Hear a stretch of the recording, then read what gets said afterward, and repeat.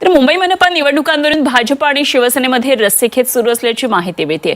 2017 साली शिवसेनेनं जिंकलेल्या 84 जागा मिळाव्यात अशी शिंदेंच्या शिवसेनेची आग्रही मागणी आहे आणि या जिंकलेल्या जागांपैकी जवळपास 50 ते 60 नगरसेवक हे शिवसेनेसोबतच आहेत आणि त्यामुळे या सर्व जागा मिळाव्यात अशी मागणी शिवसेनेनं केली आहे। तसंच उर्वरित जागांमध्ये समसमान वाटप व्हावं अशी भूमिका शिवसेनेनं घेतल्याची माहिती वरिष्ठ सूत्रांनी झी24 तासला दिली आहे।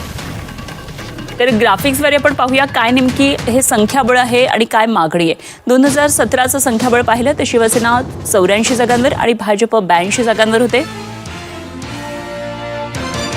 तर शिवसेना फुटीनंतर नेमकं काय गणित आहे ते पहा। शिंदेंची शिवसेना 55 ते 60 आणि भाजप 82 ते 85, एकूण 145 जागा आहेत। आता उर्वरित जागा 82 आहेत। तर समसमान वाटप प्रत्येकी, त्यामुळे 41 जागा मिळाव्यात अशा प्रकारे होणार आहे। शिंदेंची शिवसेना 60 अधिक 41 म्हणजे 101, तर भाजपचं गणित असेल 85 अधिक 41 म्हणजेच 126 जागा भाजप लढू शकतं अशा प्रकारची मागणी होती आहे।